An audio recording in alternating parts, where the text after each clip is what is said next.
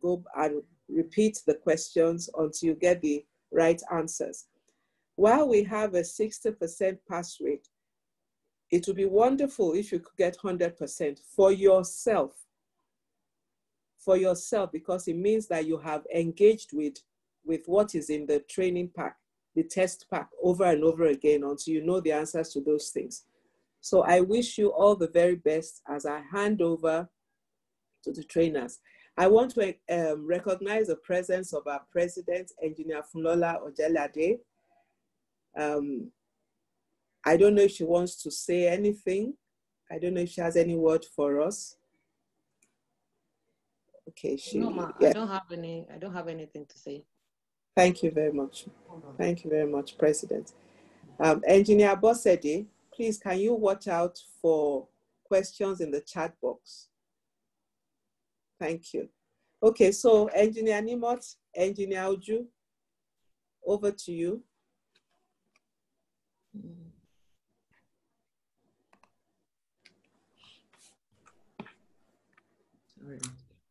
Sorry, I'm trying to share my screen.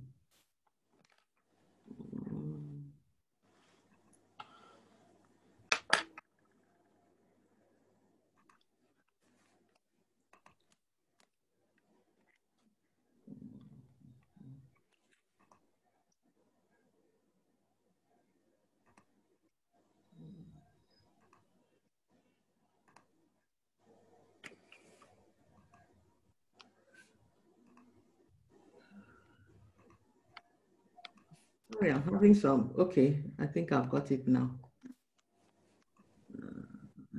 Share screen. Yeah.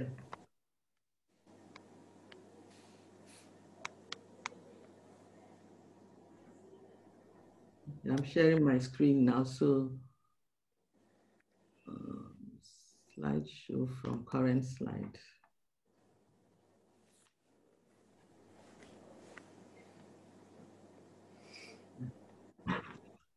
Good morning, ladies and gentlemen.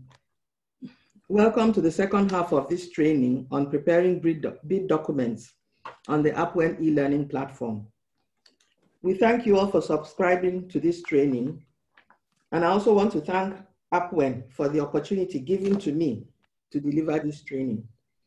My co-trainer is Engineer Nimot Muili. Before we kick off this training, let us quickly recap on what was done last week. We looked at how the buyer gets onto the client's database and how the client sources for suppliers. We also talked about the fact that an understanding of your client will help in meeting their expectations when you are bidding for a job. We discussed the expression of interest, where the buyer is requesting the supplier to express an interest in providing goods and services for a project. We talked about pre-qualification of bidders, where the buyer or the procuring entity sets out the minimum criteria that suppliers for a particular project need to meet before they can be considered for the project. These basic criteria are legal documentation, which includes the company's registration with CAC, the financials, which will also include things like your audited tax accounts. Maybe in some cases, they might want to see your bank statements for the past 6 months. Your competence, the competence of your staff, and also your company experience with regards to the project you are going to be expressing an interest in. We also talked about requests. Request for proposal, which is a request for services where the scope is not fully defined or where a solution to a defined problem is required. We discussed request for quotation, invitation to tender, and invitation to bid for goods and services. We discussed the tendering process, how to issue tenders, the pre-tender meeting and conference, the clarifications, and the technical submission. We also looked at types of contracts, the lump sum contract, the fixed contract, and the cost reimbursable contracts. Finally, we looked at how to manage the contract once it's awarded. Today, we are going to look at commercial proposals, how we get our final figures, which we submit, We are going to look at how we evaluate the tenders. And we're going to have a short discussion on a small assignment that we'll talk about at the end of the presentation. I will now hand you over to Engineer Nimot Muili to take us through the commercial bid. Thank you very much, Engineer. Good morning, everyone. President, Engineer Fumi Lolajelade, our BESCOM Chairman, Engineer Fumi Kadri, all national school president, past president, I thank you everyone for joining us again. I will be taking us through the commercial bid.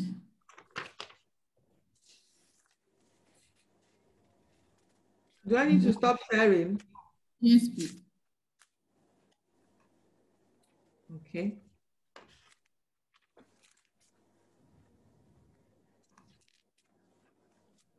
At the commercial bid. Under the commercial bid, I mean, in the simple term, what that basically means is after we've talked about the technical bid and the various components expected when we're submitting. So we now have the commercial bid, which is let me say, the spice of the whole exercise that we expect to translate something meaningful to us beyond the experience. So there are various ways in which this can be done. Like we discussed some last week, it could be through bill of quantities, whereby the clients will have collated all the quantities that need to be done. They probably have in-house team that could have itemized items to be done.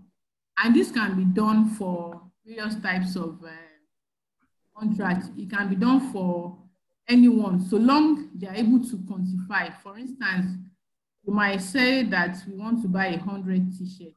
So you see the description of the items there, you see the number. Then at times it's equipment that needs to be bought, and it could be just one pumping machine, one car or something. So the items are fully described in the bill of quantities. Then in case we'll now put the contingency of a plus and minus. Sometimes it ranges between 7.5 up to 25% of what if something go wrong or there is an extra cost that could be incurred either due to exchange rate, due to uncertainties on the road, or due to anything.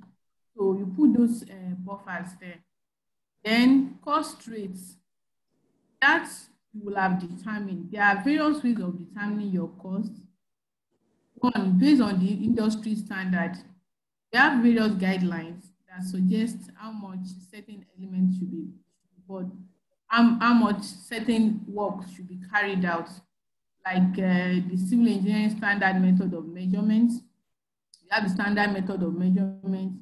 We have the ascent rate. We have the arcane rate. So you will have checked what the contract mode, contract document, contract administration method is based upon. Then based on that, you incorporate that into your own pricing. Maybe you want a 40% profit. Maybe you want, based on your overhead and the cost that will be incurred. So you will have the cost of the materials, your overhead, and your profits. And if it is a lump sum or is fixed, it have been defined. We've talked about what fixed is. And for some contracts, they also ask for performance guarantee. Performance guarantee is just a means of protecting contracts. Like if I want to get contract from one of us, if I said, okay, this is a 40 million contract, I need a performance guarantee of certain amount, should in case things don't go the way we expected it. And it also gives the contractor an opportunity to work on the project. So those are the, then, okay, like I said earlier, some of the related standards are the civil engineering standard method of measurement. It provides information and classified tables, ruling for measuring building work. So it gives everybody a centralized, a unified mode of measuring. For instance, if every one of us wants to make a dress, or we want to build a building, or we want to construct a car, the requirements will vary. So the standards, they unified the mode in which this work will be done and measured so that it's easy for everyone. Then we have the FIDIC. We talked about it. They majorly provide standard forms of contract for construction and engineering industry. So if you recall, we talked about red, pink, yellow book last week. So it depends on the discipline you have. You will be able to determine which one should you go for. So it works, it's good for both parties. You, the contractor, it's good that you have it, and you, the client sending out the bid, it's important that you have a basis for your contract. And if you are also responding, it's important that you know the basis for which the contract is being based upon. Then we also have the Public Procurement Act. It's an act established by the National Council on Public Procurement and the Bureau of Public Procurement as the regulatory authorities responsible for the monitoring and oversight of public procurement, harmonizing the existing government policies and practices by regulating standards. So that is the Public Procurement Act. You look at all the requirements, some contracts, especially government contracts, they are based on such procurement. So you see examples like in some sections of the Procurement Act, you see some section will be quoted like this. This is an extract. Like if we were talking about bid now, this relates to when you are going into bid. It says the burden of proving fulfillment of the requirements for participation in any procurement proceeding shall lie on the supplier or contractor. A contract shall be awarded to the lowest evaluated responsive bid from the bidder substantially responsive to the bid solicitation. This is a section that says this is an option for you to pick the bidder. So sometimes you also need to understand the basis of the selection, because sometimes some organizations, they are known for awarding contracts to the lowest bidder. And some, it will be based on a combination of so many other factors, which will be also discussed.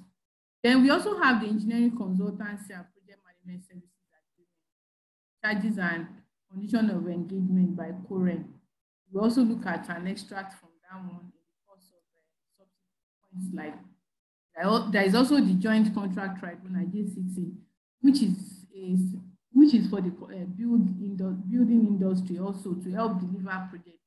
They all specify how contracts should be done, and most times contracts, sizable contracts, the relevant sections are quoted, and they also require that you should conform to such acts. So if it is what you buying it, buy. If it is what you looking for it, look for it, and whichever means ensure that you know the basis of your contract. Then we also have the RIBA, which is by the Royal Institute of British Architects. Some contracts also use this method of contract administration. And they will advise you on the various stages. Maybe stage 1 to 2 will be for the preliminary design, stage 3 to 4 will be for construction and post contract supervision. So all those will be clearly spelled out, so that it's not when you're expecting that you will be paid at certain time and you realize that, oh, this act actually says that this is when this is due. Then we also have the Association of Consulting Engineers in Nigeria, for those of us in consultancy. When we have a project, they call us and we really don't have an idea of, there are no detailed design yet, but they want us to give an idea of what our fees will be. So for this one, it gives an idea of what you should charge when the contract is over a certain amount, maybe from 5 million above, from 10 billion and above.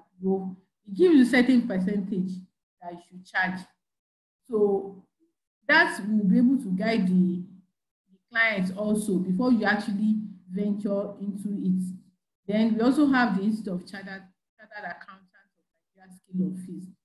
So like many other professional organizations, every organization, the town planners, the environmentalists, they have their scale of fees. This is to ensure that there is a unified method of payment and to ensure that we are compensated accordingly. That's why it's encouraged that we belong to our professional organization to ensure that we know what is expected of us as a consultant and that we are adequately compensated. So like I mentioned, this is for scale of fees of the architects. The stage 1, depending on how it is defined, the architect will be, if it's the prime consultant, will be entitled to 5% of the estimated total cost of the project.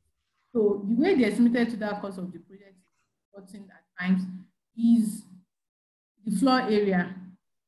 Their standard cost of project cost for maybe an industrial building or a residential building in certain location. We have those standards in the industry so that it will guide you to make an estimate of, okay, so the APWEN estate in Abuja, for instance, is 20 acre, phase 1. You can, in Abuja, we have an idea of the cost of the land, an idea of what a commercial building will cost, including all the things that will make up the office. So those will be estimated. Then you can now define your fees and advise the client. Then the stage 2 will also be defined. Then stage 3. So sometimes clients will tell you that, okay, I just want you to be involved in the design. I don't want you to be part of the construction. So you probably not go through all the stages. But once you're able to have an idea, you also will know that this is a venture that is worth going into. Is it realistic? Is it not? Then the client will be able to register. Then, like I said before, if a contract is up to 5 million, this is what the architect is due for. Then as it reduces, the percentage also reduce. As it increases, the fee due is decreasing because it's now going to be increasing and structured such that it's made realistic for both the consultants and the clients. So the same way, under this architect scale of fees, they have for other consultants, the civil engineers, the project managers, the mechanical, electrical, like that. So this is an example of if you are providing just man hours, you are providing just expertise in certain area, like you've been told that APWEN wants to design a factory and they just need experienced people to come and be involved in these projects. They don't want, it's not at the construction stage yet. So depending on the industry in which you are operating and how you want to approach it, you can say that based on APWEN, Association of Consulting Engineers, scale of fees, this is how you want to charge. You You can say based on ICANN. You can say based on maybe FIDIC. So anyone you want to base your contract on, or the contract is based on, or you think that this will be the fair method of quotation for you. So you list all your personnel, you list the man-hour rate that is realistic with the industry. You estimate the daily rates. The man-hour rate is charged per hour. Then the daily rate, you estimate the amount of hours you expect the personnel will work. So minimum, advisable, like most of us, the way we work is 8 hours. But sometimes it's not cast in stone. The personnel might not really necessarily have to work 8 hours. It might just be, okay, 2 hours per day because of the scope of the person. Maybe the production controller will just go inside the factory we just go inside the factory and check. It doesn't have to be there to see the day-to-day running. So you just adjust accordingly. Then with that, you'll be able to get the staff months and estimate the expected inputs. This sheet is just a summary of a breakdown that has been done, and you will be able to give an estimate to your client. So sometimes you will see a template like this attached to a contract, a bid proposal, that they don't want to see the breakdown.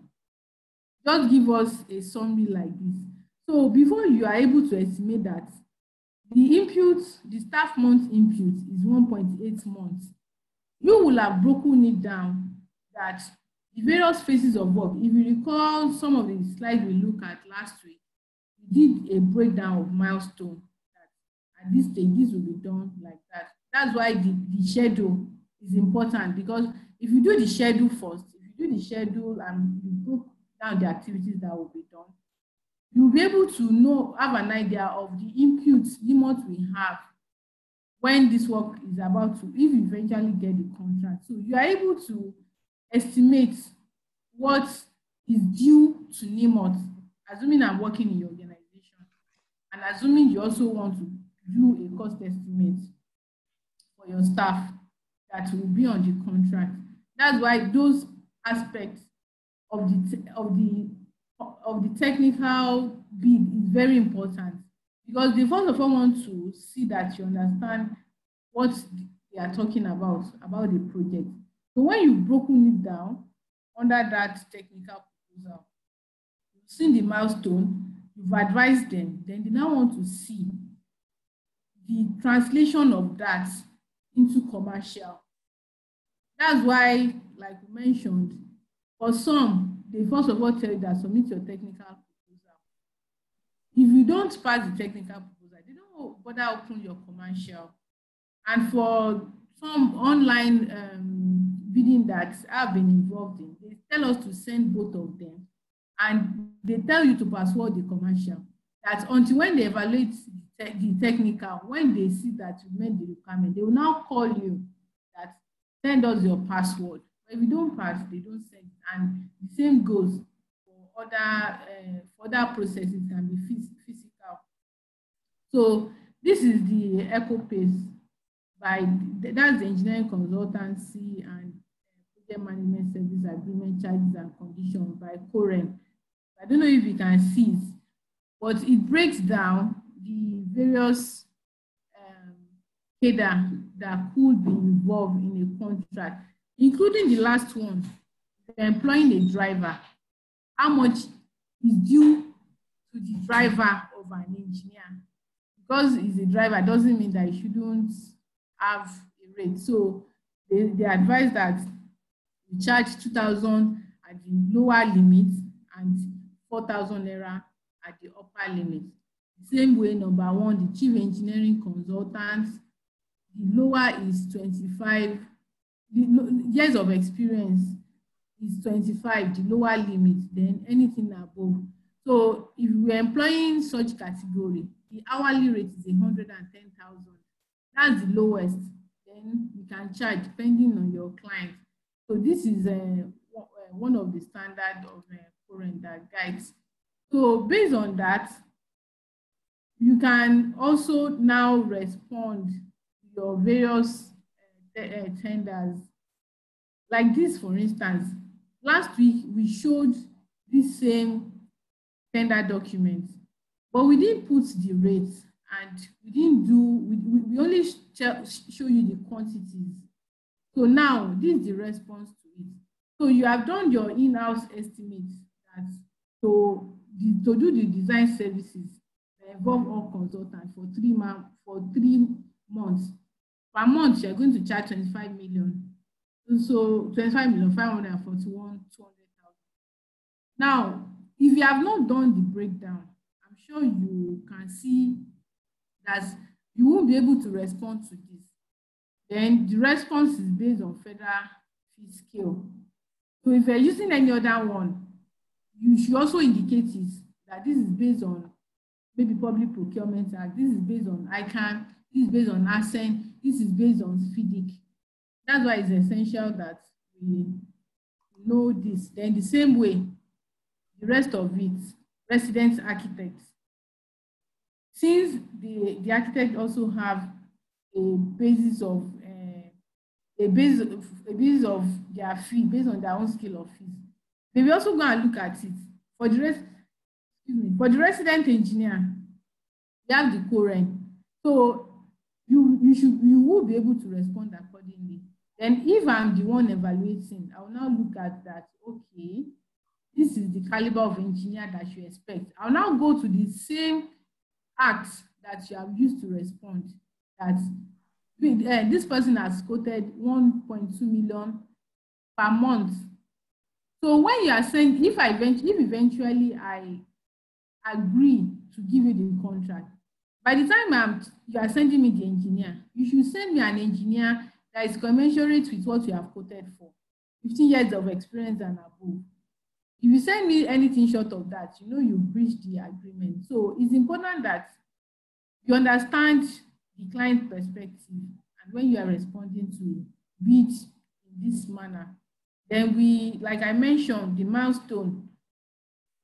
Last week we didn't make any comments here because it has been sent to you to respond to, and they've proposed that the payment milestone will be milestone 1, which will be, you need to now compare, okay, this contract is based on federal scale of fees.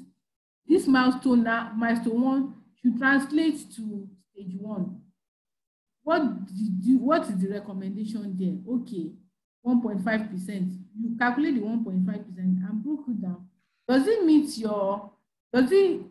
this 1.5% fee proposal that this client is proposing? If it meets it, you respond. If it doesn't meet it, you make comment on it. So for this particular one, when we checked, we assume that okay, it meets the requirement. So that's why you see the agreed there. It's not always going to be agreed. Sometimes you need to make comment that increase the first milestone to 40%, because you know that if you're able to take all your equipment or all your resources to these projects initially, you'll be able to achieve a substantial amount of, you'll be able to move substantially in executing the project. So you will now put the comments there that this is your plan, that once I mobilize to site, I want to finish phase 1. So if you pay me 40%, I'm able to do it. So that is the comment section, depending. Or sometimes they come under additional notes, some other form of bid. And if you are bidding on a particular platform, this is what the clients will see at the back end. They will probably, once you register, you have a unique number, so the company name will be there. Then at the back end, they will open it. So once they open, they're able to access and see your bid. Then for some of us that probably will be bidding online, some clients will tell you to, once you've submitted, they'll now call you for bidding. The bidding process will be so that you will be able to open this section of, at that particular time, they will open it for you to be able to access it. So they will now, you won't be able, you will be seeing that there are 3 bidders online, but you won't see their name. They will be seeing their name, your name and the other competitors at the back end. So they will now tell you, start bidding. They will give you a time, maybe 10 minutes. They will say start bidding. Then as you are bidding, it will be ranking. They will say you are the first, you are not the first, you are third, like that. So as you are reducing your price, they are looking at it at the back end. Okay, Bristec is number 1, Brink and the Beer projects and Invests are number 2. Like that, when you finish.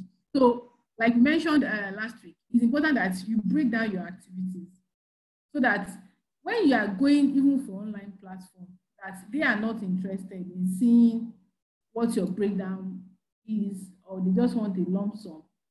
You'll be able to know, okay, where should I give a discount? Where should I not give a discount? And what's the lowest I can quote? Like we saw in the Ascend, in the current you will see there is upper limit and there is lower limit. The same way, you are supplying personnel, you have made up your mind that I won't go to the upper limit, but I will be in between. So as you are bidding, or you are even in a negotiation meeting, you'll be able to say, okay, I'll go lower, or I'll give you 5% discount. I'll give you 10% discount. I'll give you 2% discount. So as they are asking you, that's why the use of the Excel comes in. You're able to immediately take a decision, win the contract. This is another example of a BOQ, or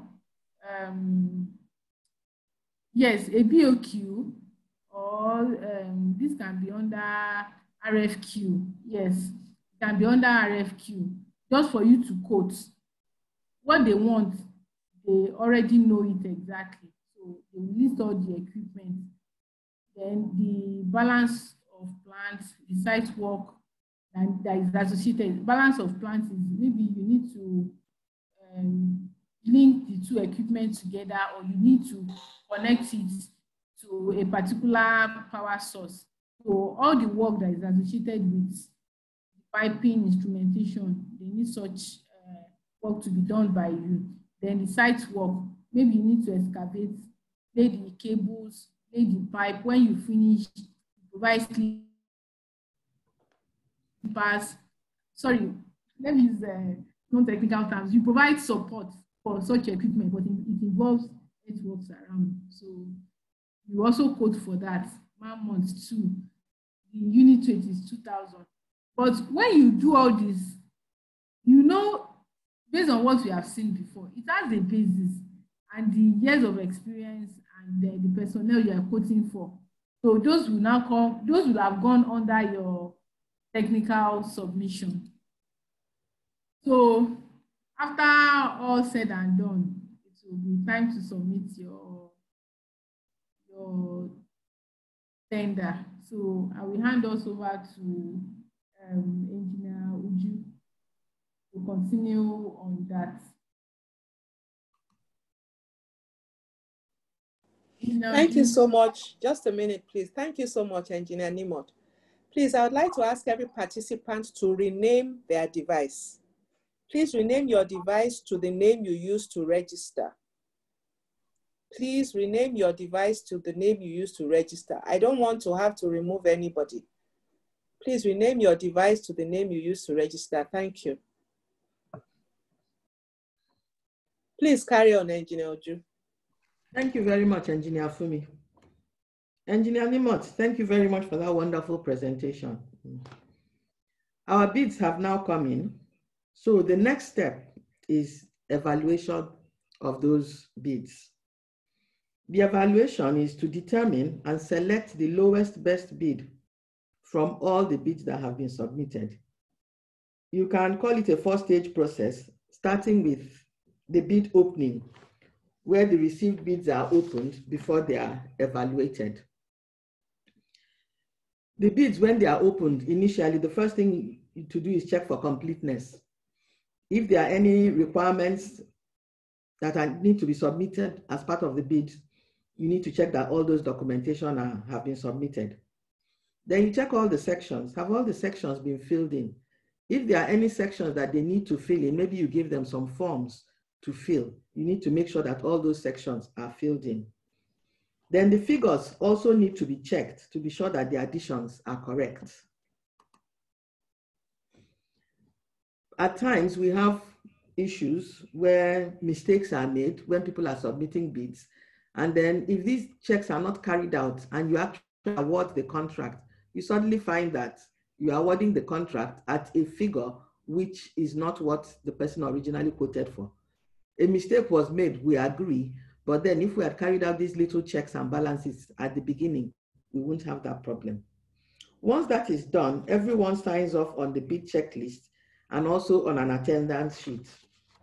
We also note that information relating to bid evaluation should not be disclosed to anyone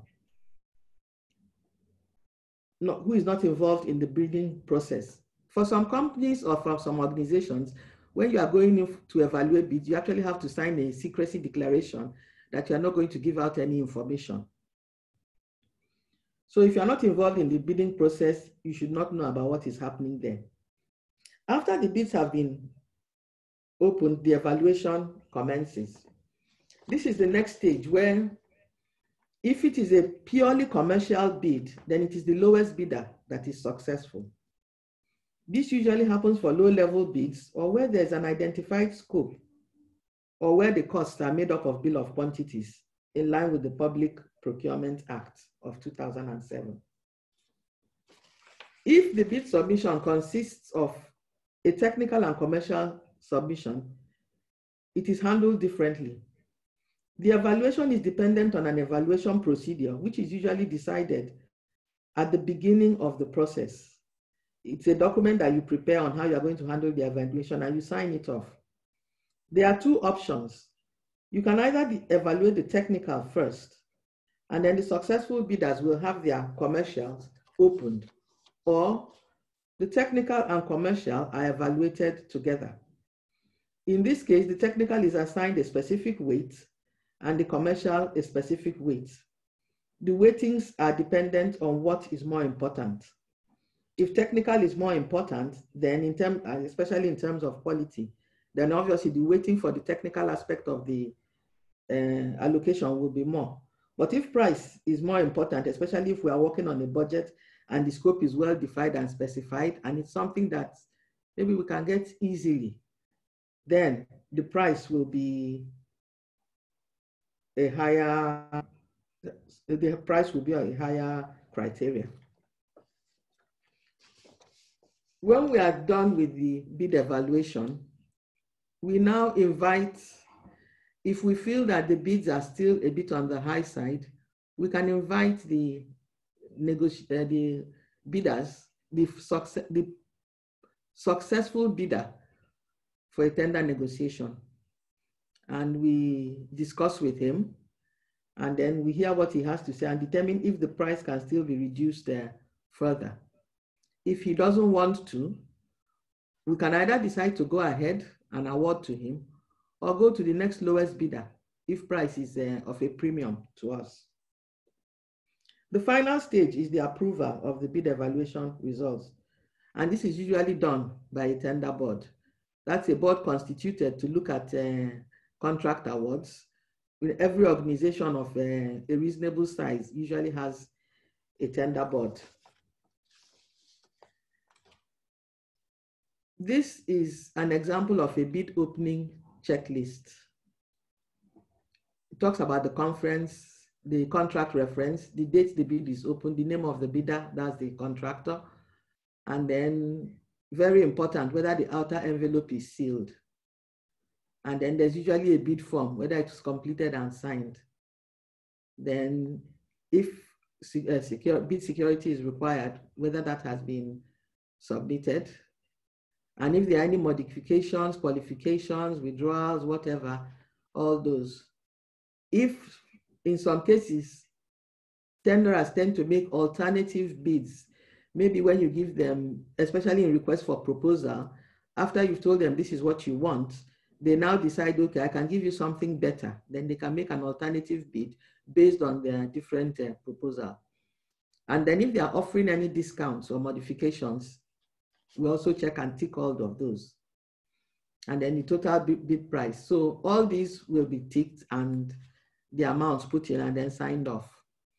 Also, at a bid opening, all the attendees who will take part usually sign the bid opening attendance sheet. So it's just a document that they sign that they are part of the process, so that we know who is who.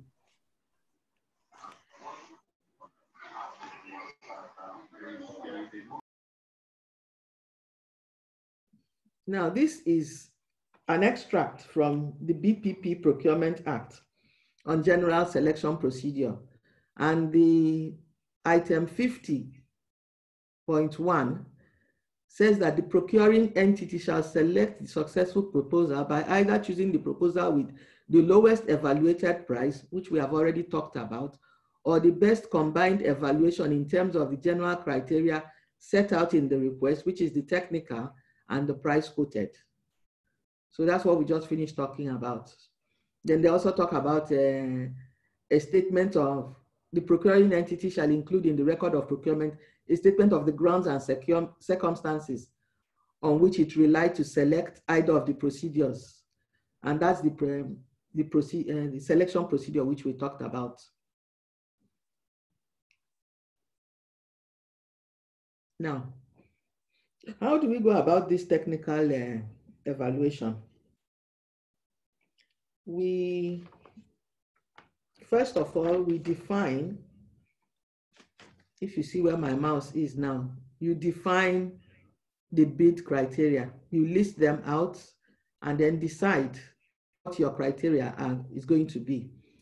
If it's construction, the criteria for a construction contract will be different from the criteria for a design contract, will be different for the criteria for purchasing of maybe equipment or hospital equipment, that kind of thing. Then after you've done that, listed out your criteria, you now calculate the weights. These weights can be calculated in two different steps. You can sit around a table and decide, okay, we think this item is higher than this and we'll give it a higher percentage of higher weight. Or it can be done analytically. We'll be looking at both. And then after that, you now use the linear weighted point to find the total score for each tender. So for this criteria, after you have allotted it a figure, you now multiply it by the weight for each criteria, and then the total is what will give you your linear weighted point, and then you come up with your tender evaluation model base. There are different methods, but the idea is to have a structured approach that is auditable. So what we are now going to discuss is the linear weighted point method. In this method, the criteria points that are going to be used to evaluate the contractor are allocated weights based on how important the criteria are assessed to be relative to each other. The criteria are then individually scored, and the results are multiplied by the assigned weights to arrive at the final score. This extract is also from the Public Procurement Act, and it's the procedure for selection of proposal where price is a factor. The Public Procurement Act is on their website, so if anybody goes there, you can actually download the act and then go through all these documents, because it will help you a lot if you are submitting bids, especially for government.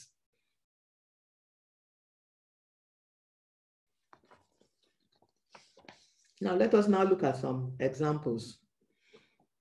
For example, a firm is proposing to carry out some work, construction work. So we are looking at, we have decided that the 4 criteria we are going to evaluate are the firm's relevant experience for the assignment, the quality of the methodology proposed, the qualification and relevant experience of the key staff proposed for the assignment, and the adequacy of the proposed implementation in response to the terms of reference. Now, if we look at these, we have decided we can sit around at a table, that is the project team, and decide that what is more important to them is the firm's relevant experience and the quality of their methodology. That is more important than the qualification and relevant experience of key staff and the adequacy of the proposed implementation. So for those two, 1 and 2, they assign 30 points each. For the other two that they feel are not so well important but not so important, they assign a lower figure of 20 points each. So between 1 and 2, you have 60 points, and between 3 and 4, you have 40 points.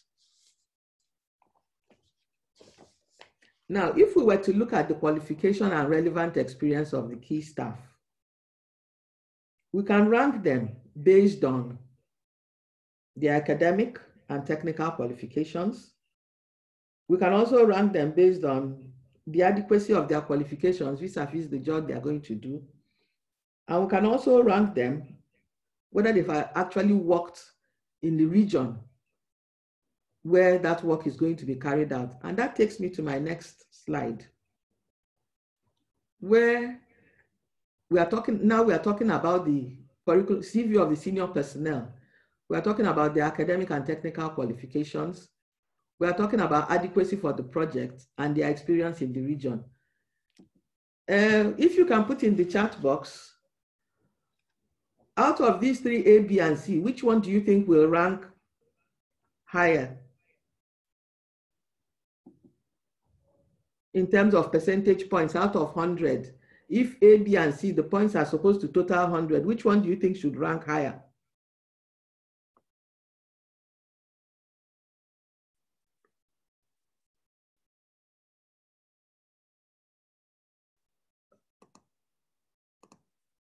Okay, somebody has said A, another person has said B, C. Okay. Okay, A, B, C, different answers. But anyway, the academic qualifications, nice. But adequacy for the project will rank higher because that's your suitability to perform the activities in this assignment. And then followed by their experience in the region.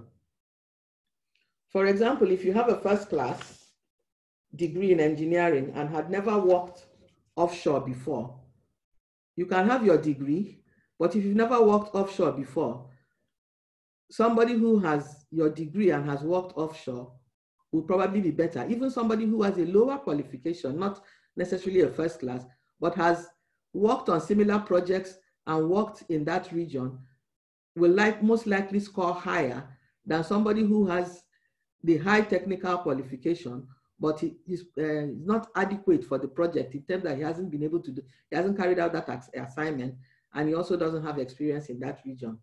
So that's what we were talking about, Engineer Nimot was talking about when she was saying, when you are submitting the proposals and you tell us, give us a certain caliber of staff, then make sure that when work starts, it is that same caliber of staff that we will get.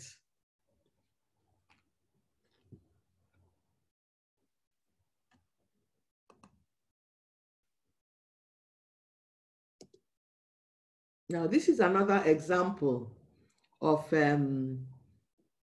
criteria, specific experience of the contractor. Relevant to the assignment is just 5. But in this case, the experts, their qualifications, because there are a lot of experts involved, their points is 55. And then the adequacy and quality of their methodology is 30. So when you add 55, 35, and another 5 plus this, the total is 100. Now for each of these items, you will now go down and use the general qualification, education, training experience, the adequacy for the assignment, which in this case, they've actually ranked it quite high, 70. And then relevant experience in the region, 10. So you now use these to rank each of these items here. So for example, technical approach and methodology, even though it's 20 points, sorry, no, you use it for the, for the expert's qualification. So the team leader, you will now check his qualification and experience. Is it worth 20 points, 20%? Yes. If not, you give him what you think is worth. Adequacy for the assignment, is it worth 70%? Yes. If not, you give him the number of points you think he's entitled to. Relevant experience in the region, is it worth 10%? If not, you give him the number of points. So you might find out that the team leader might have 10 points, he might have 8 points, he might have 7 points. So when you now carry out this exercise for all these, and then for technical approach and methodology, there'll probably be a different way for ranking that. You probably have a document listing out the headings you would like to see in a technical approach and methodology. A technical approach and methodology that doesn't have a schedule, the person hasn't started. He probably doesn't know what he's doing. So you look at it there, and then you look at the work plan too. The work plan, does it have all the elements of the plan? If it does, he gets his 5 points. If not, you reduce it. So at the end of the day, when you've multiplied, you will come up with the total number of points, final points. And then if it's above 75, then the company has passed. If not, they haven't. Let's look at another example. Now, this one is a different case because they have what is called a mandatory test that has to be carried out. So for them, even though you've done your registration and incorporation, they want to see everything to confirm that you are a company that's registered in Nigeria. So if you don't have that, it's mandatory, you don't move forward. They want to see your tax certificate. If you don't have that, it's mandatory, you don't move forward. And we want to see your design, construction, and installation experience. But if you have all these, then you can now move forward. And then we now look at corporate structure, financial capability, technical capability, managing quality. Oops, sorry. Let me go back. Managing quality, managing HSE, and Nigerian content, which is very important, especially when you have foreign companies. So figures here also were got by sitting around a table and deciding which is more important. And they came up with the percentages. If you check here, you see that number 4, which is technical capability, is ranked very high, and it's 40%, followed by financial capability, your audited accounts, your bank guarantee, your insurance. So if you have audited accounts, you already have 10%. If you have your bank guarantee, you already have that. Insurance, you have that, and that decides your final mark. The next slide is a follow-up to the previous slide, just to give you an indication of what the descriptions are. Like, for example, organizational structure, you need to provide the structure that will govern the execution of the work, indicating interfaces with affiliates, suppliers, subcontractors, and other relevant stakeholders. That's a very important document, because once you can provide a document like this, it shows that you have looked at everybody that is going to interface with you on this project and then taken care of them. For this one, technical partnership, we talked about it, I think, last week. You know, if you are going to have affiliates or subcontractors, but if it's a joint venture, provide details of management structure of the partnership, who the lead partner is, how the responsibilities are going to be distributed. If they are bringing money to the table, how is the equity going to be split? And then a copy of the joint venture agreement. This is usually very important so that you know what to hold, who to hold when there's a problem. Financial capability, audited accounts, which is a basic. Parent company guarantee or bank guarantee. Engineer Nimot has spoken about that. And then details of insurances, third-party liability, and employee insurance. Then technical capability, we just talked about the general oil and gas work experience, maybe showing their broad experience in the oil and gas industry, detailing projects executed in Nigeria and worldwide, so that it gives you a grasp of, first of all, the projects executed in Nigeria, and then list of projects executed worldwide outside Nigeria. Now, when all that has been done and the cost, the percentage points are located, you now have come up with a final bid evaluation result sheet that shows these are the maximum possible marks, but for corporate structure, contractor 1 got 4.1%, got 14.1, but he didn't do so well in quality management, and he didn't do so well in Nigerian content. He did very poorly. So he's probably an overseas contractor who didn't even have an office in Nigeria. So because of that, he got 54.1. Cutoff points for most of these things is usually 60%, but at times it can be more if the team decide. But on the average, it's usually 60%. So these other contractors, 2, 3, 4, 5, and 6, who scored above 60 have scaled through, but this particular contractor did not scale through the technical.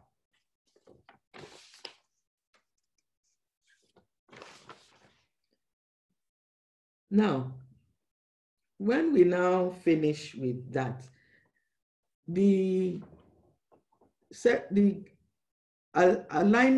assigning of the percentages is actually subjective. People sit around a table and decide A is better than B, B is better than C, C is better than D.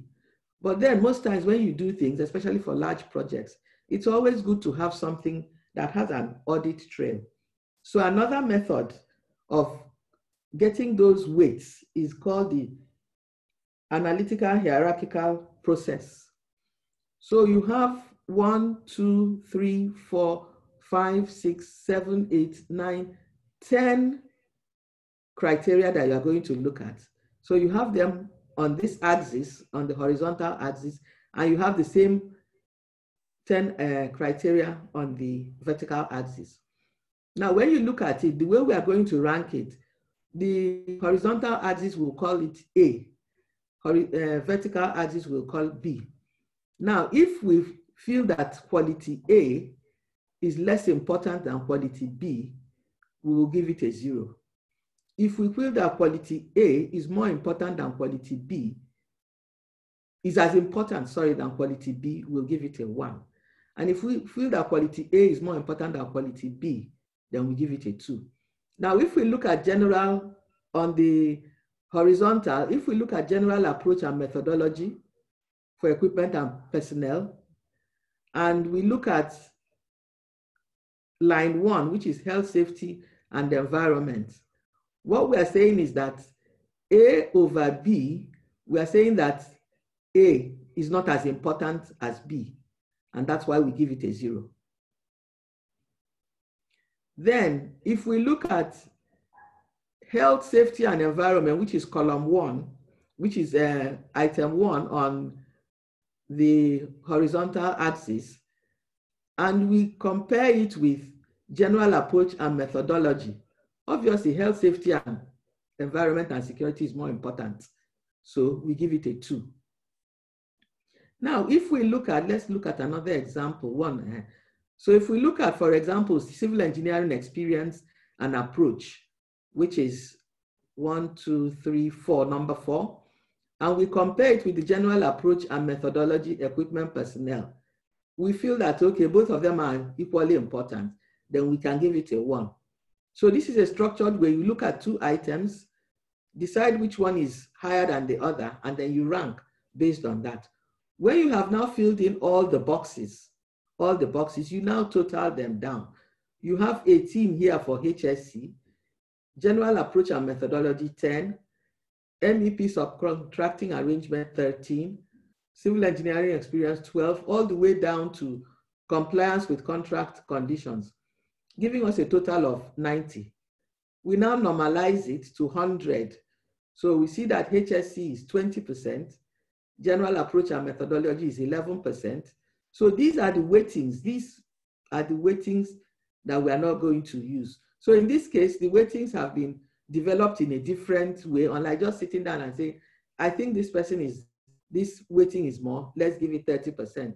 This one, you've taken all the criteria and aligned them one against the other and come up with this weighting. Once you have done that, you now go to this scoring sheet. So this column, this first column here is the criteria. For company one, ABCD company, this column here is the criteria. This first column here is the weighting, which we calculated in the previous slide. Now, and then when we now rated, we ranked them from 0 to 5. 5 is usually the best. 1 most times is if you don't submit anything. 2, if you submit something and it's not quite there. 3 on the average is just acceptable. 4 is acceptable but not perfect. And then 5 is the best. So we put the ranking, the rating there in this column. And then after that, you multiply 20 by 2 and it will give you the score. So you are multiplying the weighting by the rating and it gives you the score, which in this case for this line is 0.4. If we go to look at the others, okay, the next one, 11% times 2 is 0.22. Some of these figures are rounded up. So from here, so you now, when you finish, you now total the score, 2.2 here, 2.83 here, 4.69 here, 4.32 here, and 2.82 here. So usually when this kind of exercise is being carried out, it's not just one person like I mentioned earlier. It's usually a team affair, a group, not just one person, maybe 5, 6, 7. So when you are producing your results, you can have it in 2 different formats. This one shows based on the criteria, what each contractor has scored. The next one, which we are going to look at, is this one now is, the score here is different because this is now the average of all the individuals that took part in the process. So you come up with their own figures. Also, the next slide, this now shows us that 8 people took part in the evaluation, and each person evaluated each company, and these are their results. So this is the final result, which is an average of what the individuals have calculated.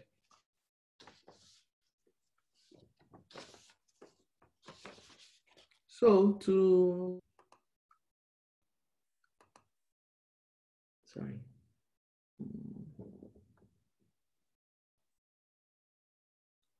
So to recap, the first thing we do is we decide what the criteria is going to be, select the criteria, decide whether it's going to be 1, 5, or 10 criteria.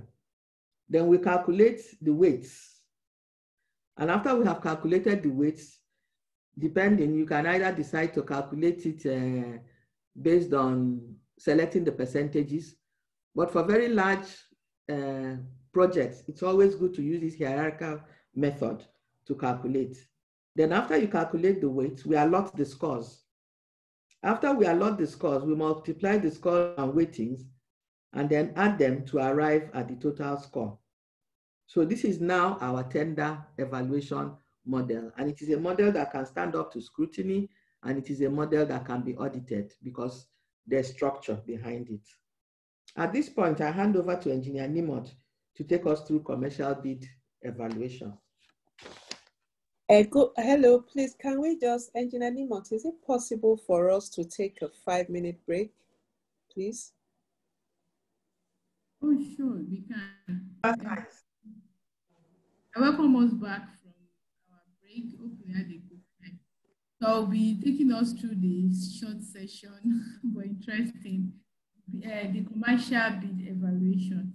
So like Engineer Uju have said earlier, there are quite a number of used to do the commercial bid evaluation, just the way we have seen the scoring of the technical. So in the eventual selection of either the lowest bidder, the preferred bidder, and so many criteria that will have been set.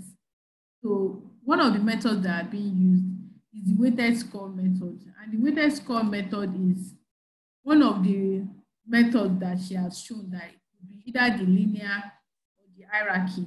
So each item is scored and eventually collated and weighed. And depending on, like for instance, one of the ones we used is one of the one that is critical to the client is the HSC, then followed by the equipment installation method. So the weights are assigned and eventually collated. Then there is also the most economical advantageous tender. Sometimes in the tendering process, you will have highlighted your criteria that this is how you want to score it. But maybe in your technical approach, you brought out something unique. Let me bring out an example. For instance, maybe our bridge that we want to construct, you now brought a proposal that you can bring in prefabricated members and that this section will be done locally. This section will be brought from abroad, for example, because the technology are not available locally, and that there will be technology transfer for all the people that will be involved. So we now decide that let's partner with Institute of Structural Engineer to facilitate that technology transfer. So before we start the contract, we now ask you to do a presentation. No, or we didn't even ask you to do a presentation. But when you submitted the technical proposal, you've indicated it there that you like to do a technical presentation for us. We now decided as APWEN that we need to bring in NI-STRUCT-E, we need to bring in the Institute of Highway Managers, we need to bring in the Division of Highway Engineering.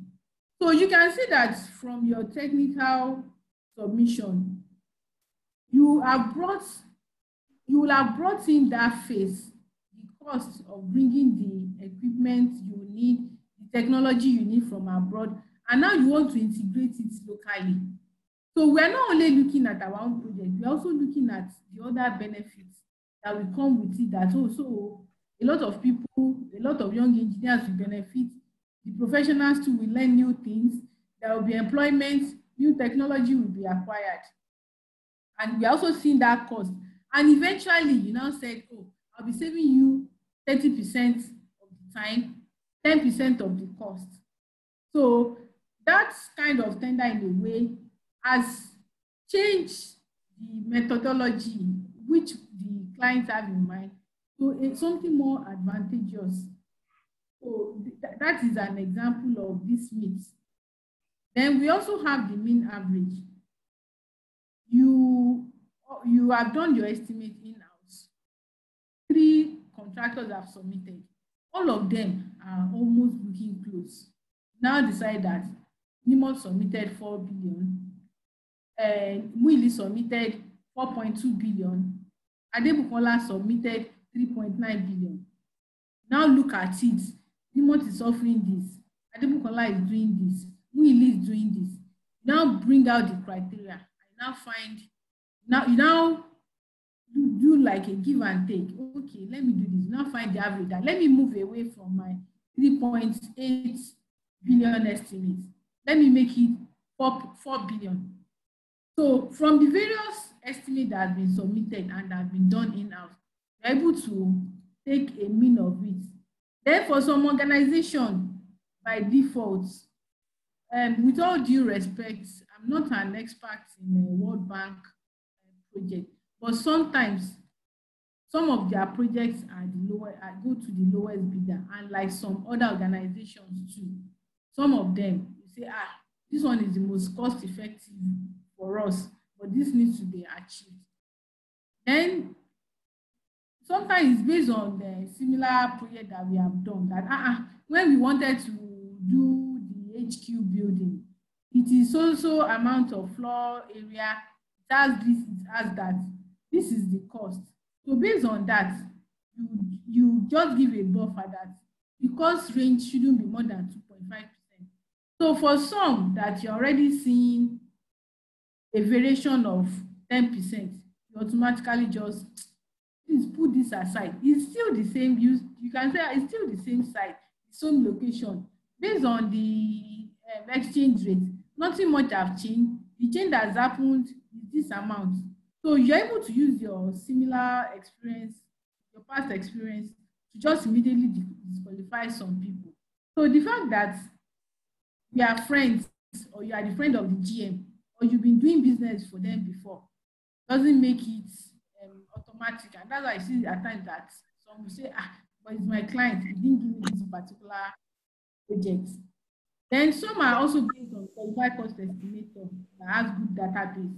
I'll tell you that if you want to do a project in Bonny, want to install this LPG plants, from the one we did in this particular place, in this particular country, in this particular region, this is the cost. So they have a basis for that they will immediately give you.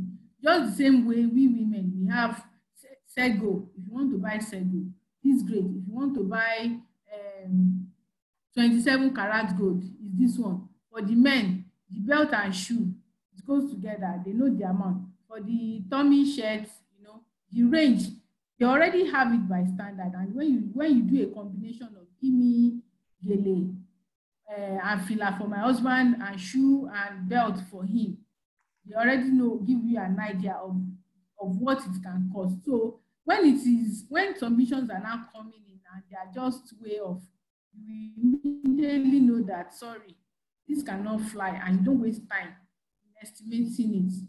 So when all those has been done, now comes to this sheet for evaluation and assessment of the bid submission. So the first column here, we have the list of the bidders. Column B, from some of the checklist that Engineer Oju have shared earlier, she mentioned something. She mentioned some of these things. So when you go for the conference or you go and submit, for some they will tell you put it inside a box, then come back for the opening. They will tell you a day that it will be open. For some, immediately you are submitting, you will write the amount, you will sign off, and everybody will sign off of what you have submitted. So for the column B, the amount, the currency, maybe you are quoting in US dollar, maybe you are quoting in Naira, you put it in this column B, the amount. Then when you have gone, the procurement team, the bid evaluation team, or whoever is evaluating it, we now look at what you have submitted. Because if you submit and you are looking at it, maybe some people submit 10 billion, you submitted 8 billion. Somebody now three people submitted something in the range of 8 billion. Somebody submitted 11 billion. Somebody now submitted 4.5 billion. You'll be tempted to notice, what does this person want to offer that now makes it so low? And what does this person want to offer that makes it so high? And maybe your own estimate is even about 8 billion. You will suspect something. Does this person just want to do this project for me? Is there an omission? Is there something the person is not getting? Or is it even better? Or is it that we in-house do not do something right? So you now check. You check each item. Sometimes, if it is too bulky that you can't check each item, you first of all go and look at the extraordinary one. The ones you know that they can't get locally, they have to import it. You look at the item, did they get the description? Yes, they got it. They factor in importation cost, Did they factor in installation cost? Did they factor in the finishing? So when you have checked those ones and you see that there are no error, column D will be 0. Then the provisional sum, the sum they've provided. So in case there is error of 2 billion and they've provided maybe 4 billion, you know the corrected sum now will be C, the amount, the error they made, and the provisional sum that it ought to be. So it will give you the corrected sum. So eventually, if you now made the correction, they will now be able to compete with the amount, with the range in which it's supposed to be. Then at that time, you can now notify them that this is what you have noticed. So if you feel you want to give them the opportunity to resubmit, let them resubmit. But if you think the error is too magnificent, that how could they have made such mistake? That means if they want to do the project, they will make such similar mistake and drag us back. So you can decide that you are not going to call them, but you communicate to them that this is what you notice and you are not allowing them to submit again. Because in tender process, it's always recommended, it's best practice that whatever opportunity you give to A, you must give to B. So if you are telling them that they make mistake in their submission, you should communicate same to other people, that they should go and check again, that this is what you notice in section B, they should clarify. For this section C, you probably also want to change your specification.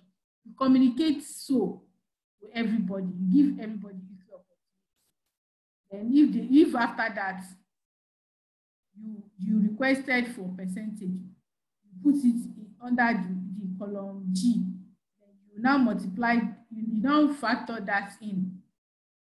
Multiply that percentage by what you get from F.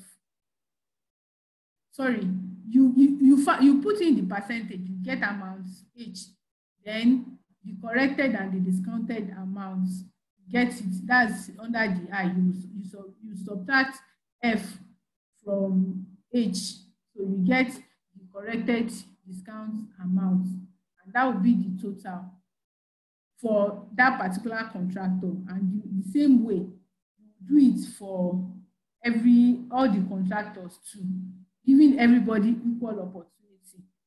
So after that, you will now decide which of them you want to go for, you want to select to consider. Then this is an example also of how you do commercial bid evaluation. So for this one, this section, the bid quantities was done in-house by an engineer or maybe one of the team members, but this was what was done in-house. Then 2 people were invited, 2 contractors were invited, contractor A and contractor B, to submit. So in this case, contractor B did not submit, but contractor A submitted, which gives contractor A an advantage. Now, let's look at the total base bid, which is $4,185, and the contractor A have submitted 4.3. You can see that it's just the margin, the difference between both of them is not much at all. So most likely, maybe contractor A submitted something that is in the range of 3,000. Maybe contractor B will be at another. So this is another basis for comparison when selecting when doing your technical and your commercial bid evaluation. So after doing all this, checking for computational error, checking for what makes your own commercial bid, what makes it unique, then you now decide. Okay, so once those checks have been done, then they will now go for the sorry, once this has been done, you will now decide, you know, you selected some under technical. You selected also some under commercial. So the fact that you make technical, you might not make commercial. For some, they are able to submit through the technical, but they will have forgotten that, oh, the commercial is due at this particular date. They will forget, and eventually they won't be able to make it. As you can see, the contractor for this other one probably forgot or decide that he's not going to pursue that again. So after the combination of the two, then you now go and do your contractor selection. Then you now go to contract award. So I'm handing us over to Engineer Oju to take us through that. Engineer Oju. Thank you very much on that educative presentation. And our contractor has now been selected, and next thing, contract award. It's been awarded a contract. Different organizations have their own specific contract agreement. So I'm just going to talk generally about contracts. Different organizations have their specific contract agreement. So the fact that you have seen one agreement does not mean they are all the same. They are all different. So it's always very important as a contractor, once you get a contract agreement, to read it from cover to cover, because there are a lot of hidden items which you might just skim through. Most people just go through the work scope and look at the work scope and then go to the cost section and look at that. And as far as they are concerned, that's the contract. That is not the contract. There are other pitfalls and loopholes that will catch you if you are not careful. So in contract award, you need to read every single page and document. Some contracts can be voluminous, up to 300, 400 pages, depending on the scope, how complex it is. And some can be just 10 pages, depending on how easy and simple the scope is. So this is an extract from FIDIC. This is an extract from FIDIC. It talks about the general provisions for a contract, and it talks about priority of. There's a lot of interference, please. So it talks about general provisions, priority of documents. These documents where my mouse is hovering around are the documents that form the contract for this particular one. So there's a contract agreement, if any, the letter of acceptance, the letter of tender, the conditions of contract, even general, that is general and particular conditions of contracts. Usually most companies have a general condition of contract and then special ones for specific types of jobs.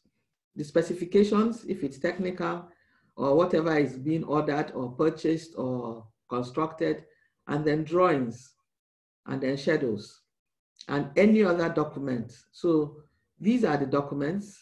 Then here, assignment actually talks about the fact that you cannot assign the whole or any part of the contract. In other words, subcontract it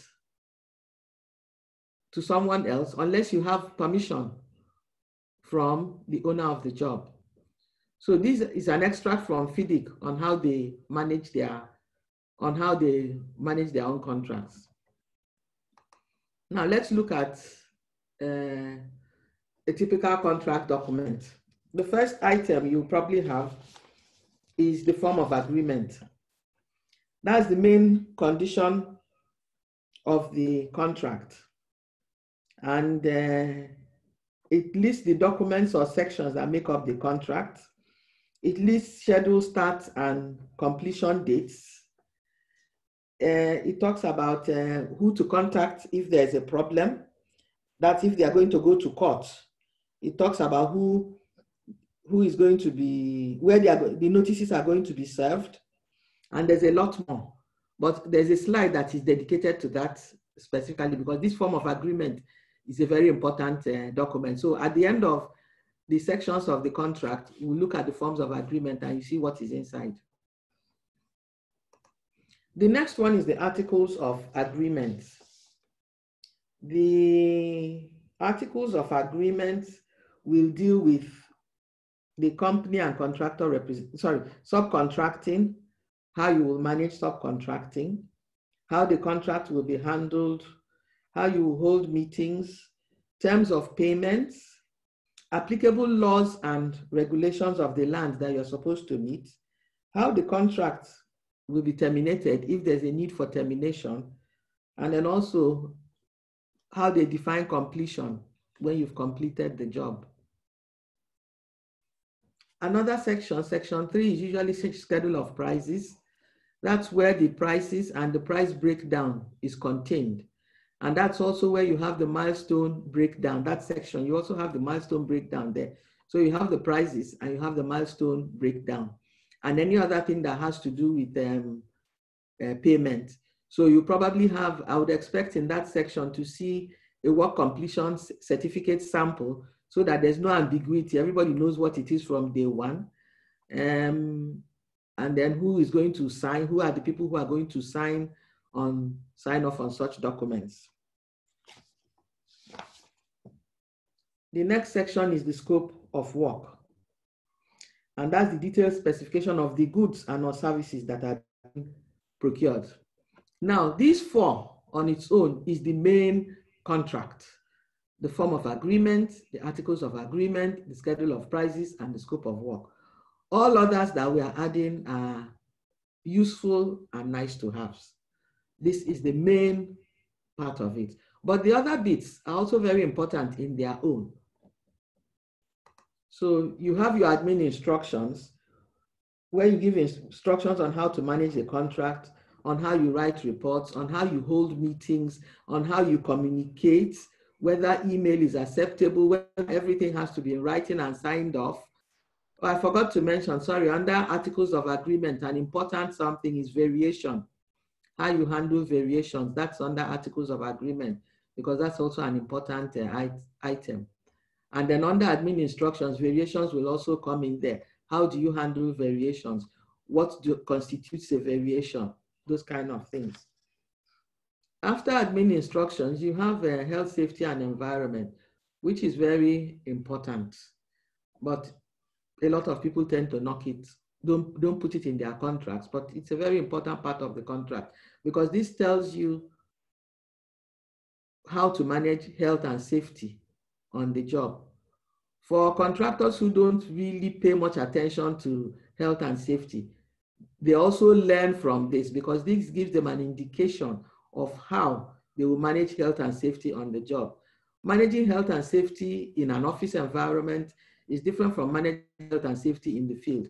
When you're talking about an office environment, you are looking at your office space, whether it's enough for X number of people. And then in view of COVID now, you have to look at physical distancing when you are sitting people in the offices. So the number of people you are having in the offices, if it was an office, a 10-man open office before, you probably find that you can only fit in 4 or 5 people based on social distancing. The next one is the quality management. That is a passion of mine because you need to manage quality on your job. In recent times, we have buildings collapsing all over the place. And when you check, most of the time, it's due to poor quality materials. So you need to have something in place that tells you how to manage quality on the job. You know, if it's a building material, if it's a building site, we need to have a way of checking that the materials we are bringing in are the right materials, are correct materials. If you are going to do a foundation for civil engineers, you need to carry out a cube test to check for the strength of the concrete. At times, these things are not done. Or when it is put in the contract, and then whoever is managing the contract goes there and requests, okay, I want to see your documentation. This foundation here, show me the cube tests. and they don't have a cube sense, there's a problem. You have the right to tell them to scatter the whole thing and start all over again, because they don't have the requisite documentation to support what they have on ground. Then you have technical specifications. If there are codes and standards, that's where they will fall in. You list them out, and they are supposed to manage, be in line with those codes and standards. Also, drawings, if there are any special drawings, like if you are constructing shelters, the drawings for the shelters will be there. If it's a building, all the drawings that have to do with the building will be there. And that is what the contract will hold on to at the end of the day. Was it built in line with the specifications? Now, the context of the form of agreement, these are now the detailed contents. We have the effective date of commencement of the contract.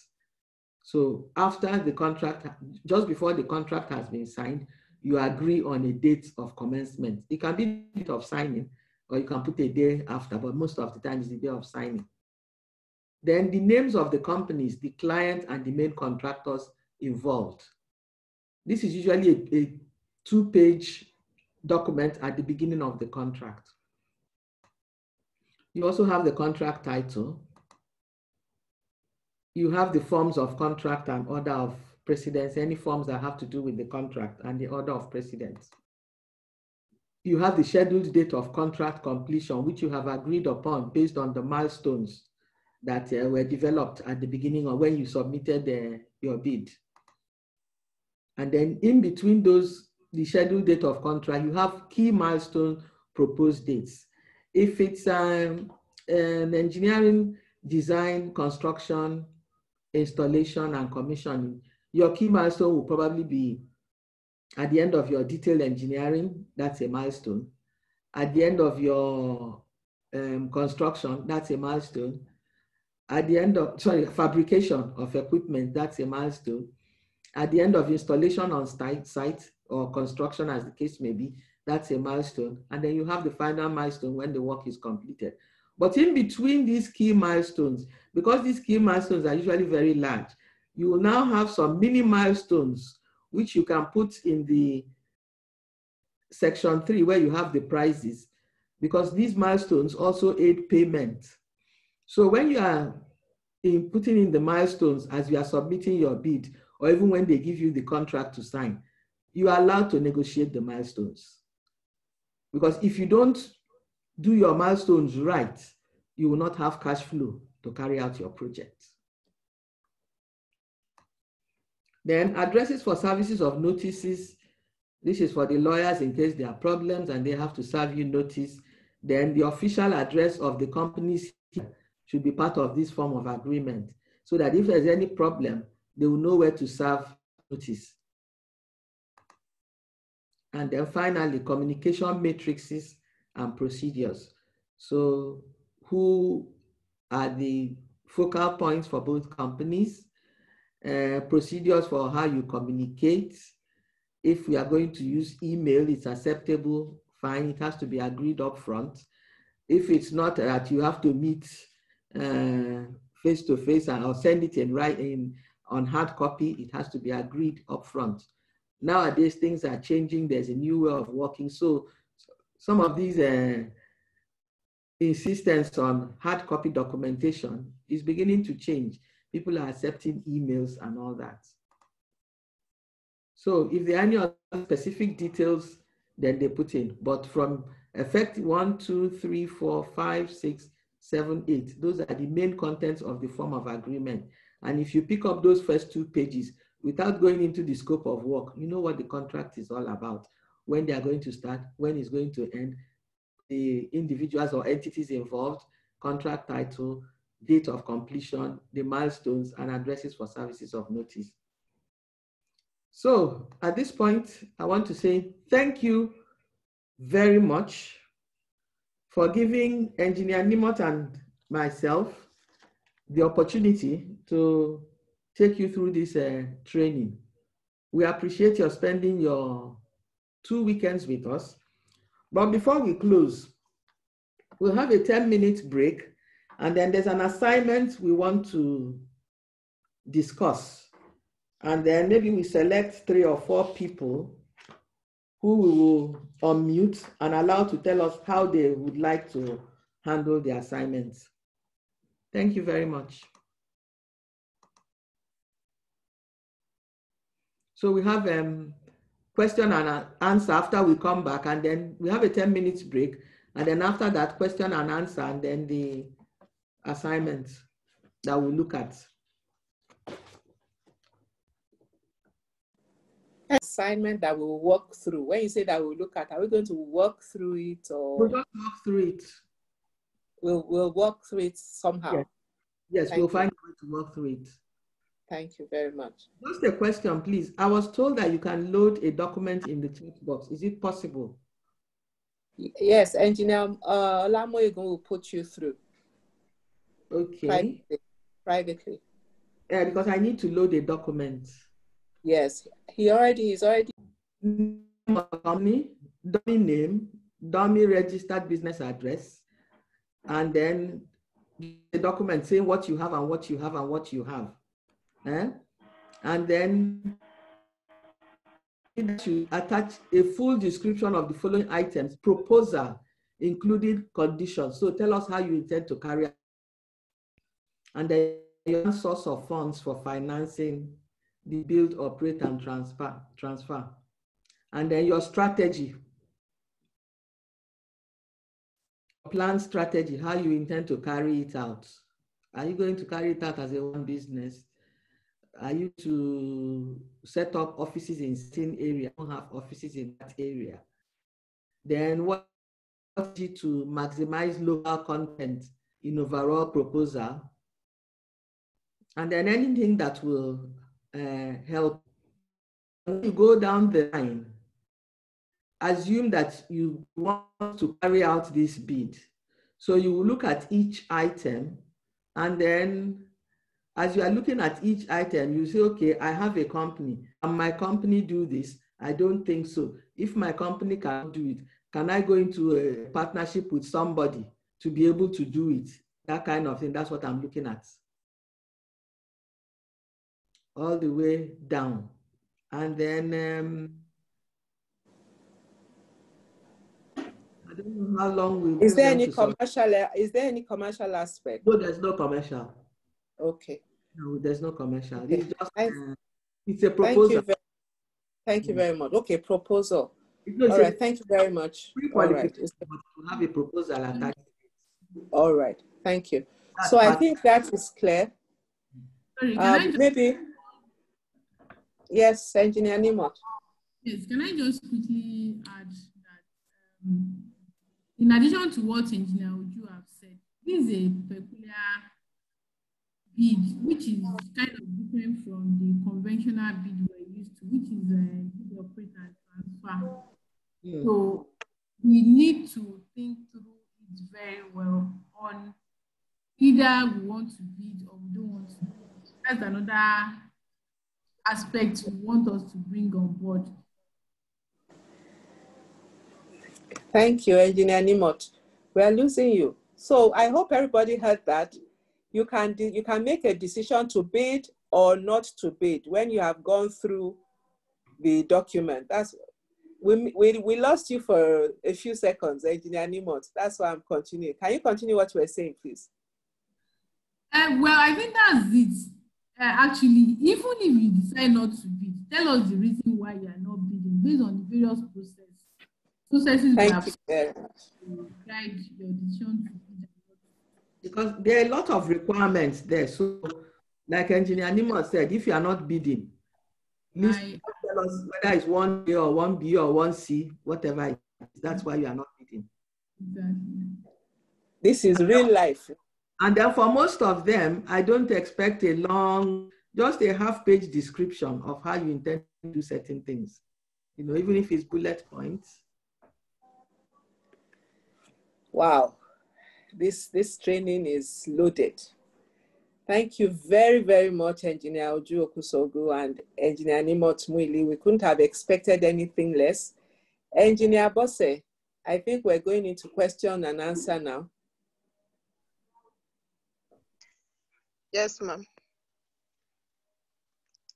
Please put your questions in the chat box.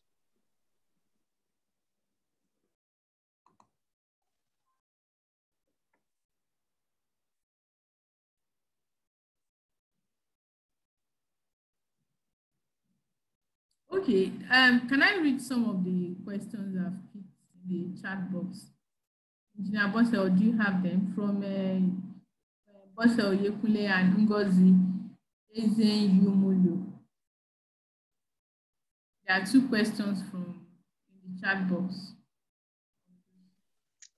You can read them, ma, but whichever way you prefer. But since they are not much, that's why I feel you should look at it. Okay. Or if you want me to read them while you look at it. You can go ahead, sure.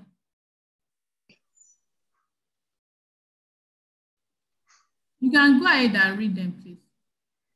Okay. So I'll start with the one high sensing. But while you were speaking, you talked a little bit about it, but probably for others that didn't really catch that I asked that as a bid evaluator, do you have the prerogative to adjust any cost or information of bidders without reaching out to them? I asked that because the table you showed where you had corrections, while evaluating, yes, you need to do that because that's the only way you know they've made errors. But do you have to adjust any cost for them? Thank you. When you are not actually adjusting for them, you are checking. So you have to communicate to them that they make an error in their submission. You are checking that they met your requirement and they quoted for each of the items. Like the example I gave, that if they missed out a major item, or they even cost the major item, but it will be imported, but they didn't quote for the cost of importation and for the cost of installation. So that means they will bring the goods for you and it will be useful for you. So you have to note it and communicate it to them that instead of you quoting 4 billion, you quoted 1 billion just for the purchase. What happens to the installation? So eventually, if you don't go with them, they know the reason why they are not shortlisted. Because under the various acts, they can also go for arbitration or go for take you to a court to justify why they are not selected. You probably must have invested a lot in putting the bid together and they hope to be compensated. So you also need to cover your end to ensure that you communicate to them. Now, if you want to continue with them, you let them know that this major item is missing. Then if you want to give them the opportunity to resubmit, let them know that they should resubmit or confirm that that is what they meant, because that means a lot to you too. So you are not adjusting. You can't adjust for them, but do the correction and communicate it to them and give every other person equal opportunity to do same if needed. Okay, thank you, ma'am. There was another one on how you can guide BPP, PENCOM, and ITF registration or reaching out to them. For that one, all I can say is for BPP, they have a website, and it states somewhere there that how to register. I haven't really gone through the process myself. So that's why we gave you the link for BPP, because there's a lot of information there on how you can become a contractor and work in Nigeria. The other bodies are bodies you need to go personally to meet. My suggestion is when you go through newspapers and EOIs, find out their requirements, and then based on that, look out for those bodies and make sure you are registered with them. A lot of people don't, because you have to be paying money monthly or regularly or yearly, and they probably feel that because the funds are not coming in, but you never know when that big job will come and you need it. So you need to check out the organizations individually, find out what their requirements are, and then register with them. I don't think it's a big deal. The BPP, so far what I've seen on their website is fantastic. There's a lot there, a lot of information that can help intending contractors. All right, thank you, Ma. May I say something? I ask a question. Is there anyone who's a consultant on these things? Who might be a good consultant? Is it your accountant, your auditor, a lawyer, another engineer? Who might be a good person to consult? This has been very good, but I understand where the question is coming from. I don't know if Engineer Hamid, Engineer Remy, are you online? She was going out and coming in. She has done some of this recently.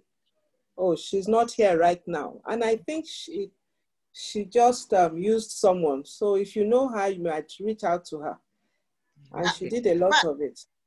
If you can allow us, if the president approves, we also have someone in-house. I know his expertise cuts across such activities. I know Dr. Kachi is in here.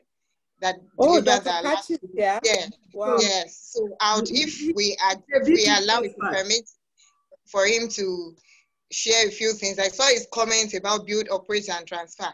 You know, when you have tough lecturers like Engineer Nimot and a quality assurance expert like Engineer Uju, you don't get cheap questions from them. For you to give us a test that has to do with build, operate, and transfer, you need quite a level of expertise and experience to do that.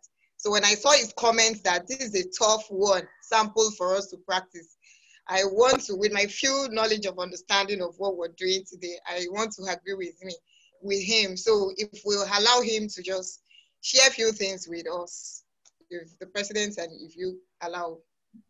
Yes, please let Engineer Kachi talk. All right, thank you very much, Bossede and President. What I'm saying that this advertisement actually is a PPP advertisement. That is a BOT is a form of the PPP. So using it as an example will be much more difficult. Because actually in PPP, those who tender are investors, not contractors. Contractor is different from investor. A contractor is a firm that does a work, gets paid, goes to another one, does a work, gets paid, and goes to another one. But an investor keeps his money over a period of time. So that is why the whole thing is so complex, including methodology and so on. Because a PPP is about service. So it comprises both design and implementation of the works, goods, and all whatnot, finance and everything. It's much more complex. So I was feeling that it would have been better to use a simple advert for a contract to build a house or to build a road or to supply goods and so on. That one would be much easier to work on than the issue of using a BOT as an example. For instance, you can see minimum, what do you call it? Minimum turnover, $500 million and so on. For a workshop like this, where people intend to benefit and be doing jobs of 100 million, 200 million, it would be much better to use a simpler advert as an example. Thank you. Thank you very much, sir. Thank you. We appreciate your contribution. Can I add? Yes. Also? Well, the whole idea is not actually not to allow them to not submit anything. You know, like I mentioned, they can decide not to bid because they don't have the resources. But if they also decide not to bid, why are they not bidding? Part of the reason can be that they don't have the knowledge.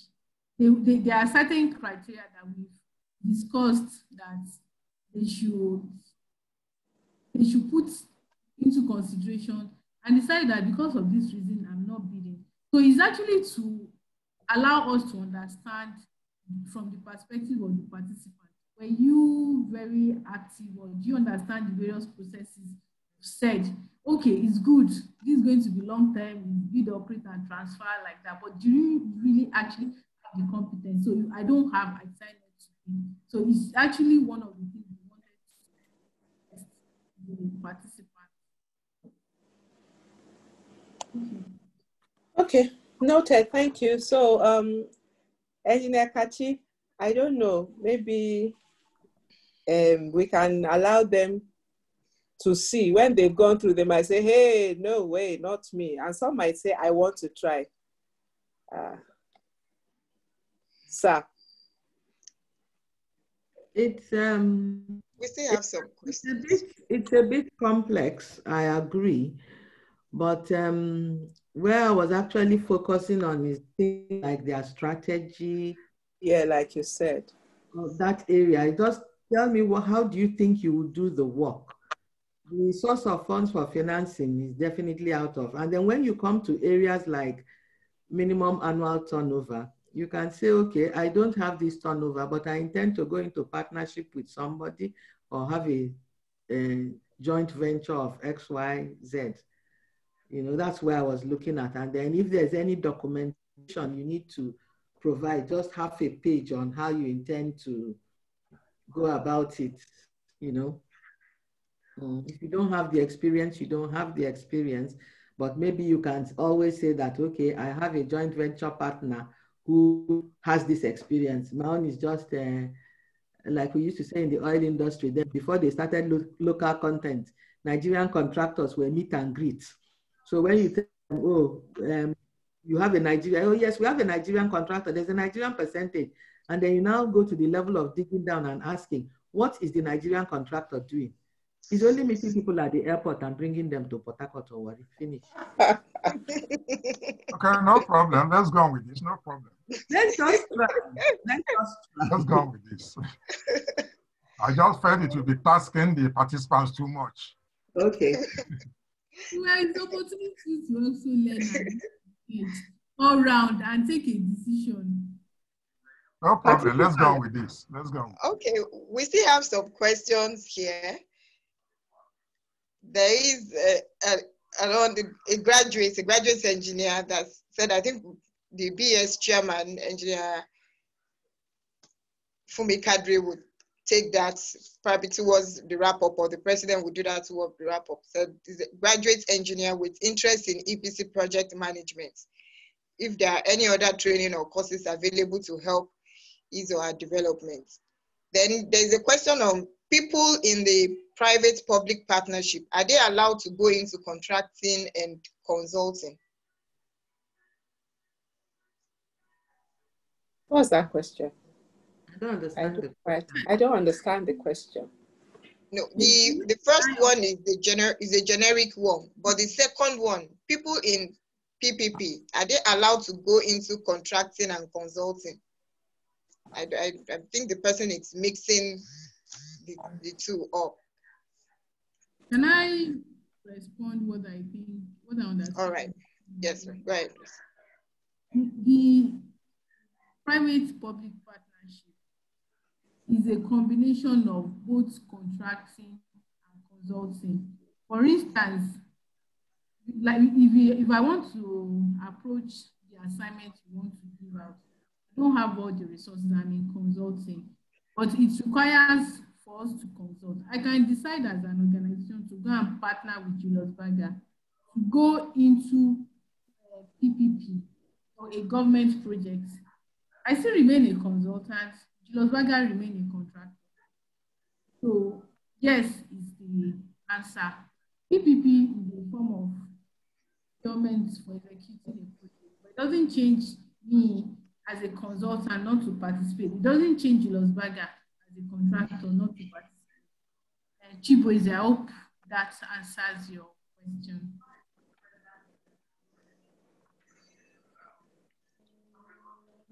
I'm done, Engineer Boston. Okay, all right. Thank you. Upono Abasi,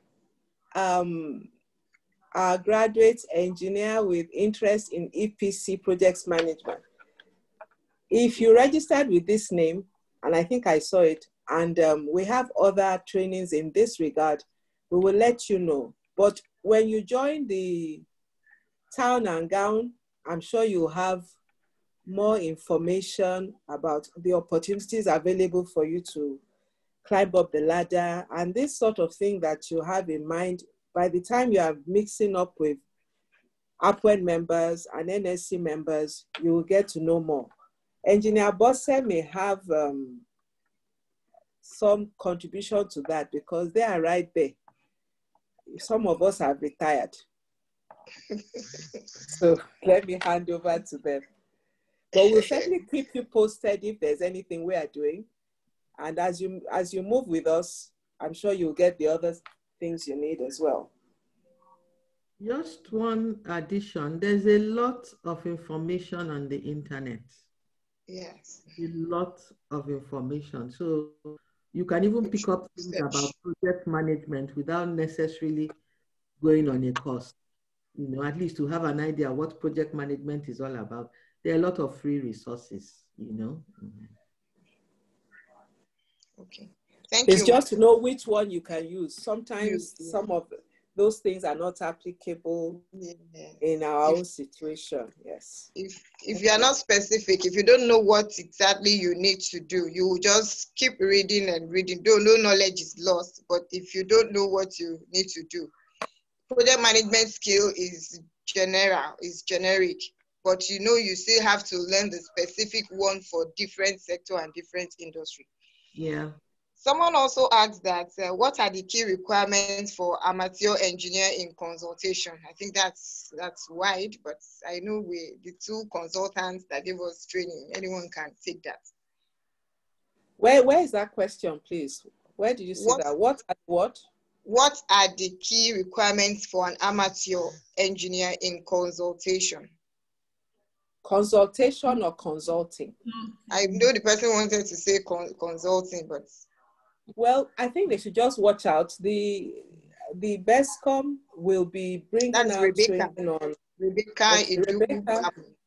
Yes. Okay, we'll be bringing out training on how to become a consultant. Remember, it will be general and then we'll look at specifics because you can be a consultant engineer, how to become a consultant engineer rather. You can be a consultant mechanical engineer, electrical engineer, civil engineer, structural engineer. There are different types of consultancies that engineers can go into. In the course that in the training that we are planning, it will look at general requirements, which include the requirements of the law, requirements of current, requirements of APWEN. Okay, so you may want to join in. We'll let you know. For all of you who are now on our database, we will let you know when we are doing trainings, when we are doing different trainings that concern professional excellence and also entrepreneurship. I hope that answered your question. I hope so too.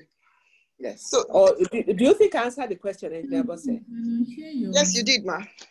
Okay. Someone is also asking for a mentor. I think that can be taken offline, or the person can get in touch with APWEN for mentorship. You can't just assign a mentor to someone without knowing what the mentee's needs or basic requirements are.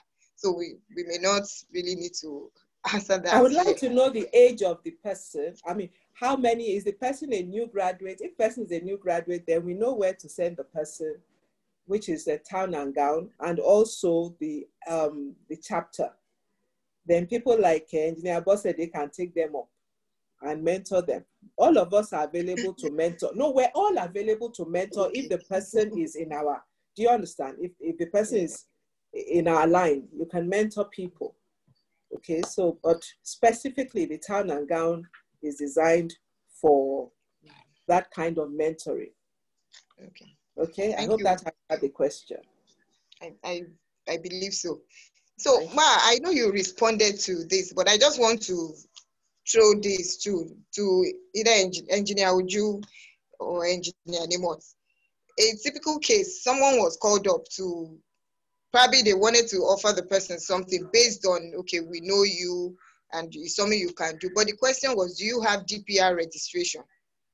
So this boils down to, even though you are running a business, you know there are some licenses that you just, or some registration you just do.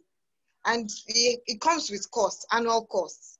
Yet, you're not sure of anything coming from that area. Then suddenly you got a call that, can you do something in this area? How do you balance these two? How do you manage these two as a contractor or as a consultant, as the case may be?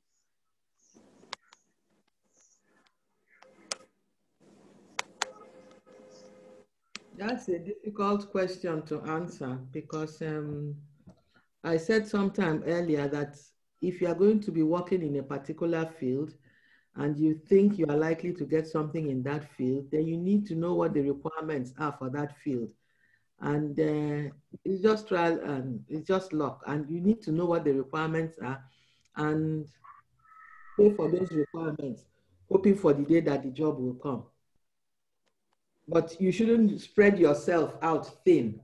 You know, you go to oil and gas, you pay money. You go to maybe the consulting agency, pay money. You go to Constructor, they have a requirement, you pay money. You have to focus on a particular area so that you become an expert in that area. But like I said last week, there are basic things like tax clearance, which whether you are working or not, you need to pay. At times, you don't even pay the tax because you haven't earned any income. If they actually do the tax clearance based on the documentation based on the proper documentation, then some people won't even be paying tax. I saw something in the chat box about ITF, I think, that if you don't have up to 5 people working for you, then you don't need to pay anything. So things like that, you need to check and find out what obtains in your particular area. But if you have hope or you know that you have some source that will give you something, then you need to pay up. That's just what it means. And you know, sorry, one thing I needed to tell you, sorry, just a quick one for DPR now, just quick one. For DPR, at least until I retired, as long as you had a certificate, a payment receipt that you've applied for a DPR certificate is acceptable.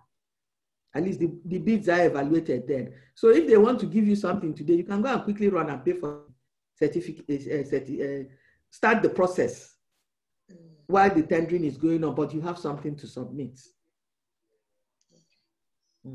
Thank you very much. Thank you very much. Just a minute, please. Engineer Fulola. Engineer Fulola Ajela, the FNSC, our president. I directed a question to you.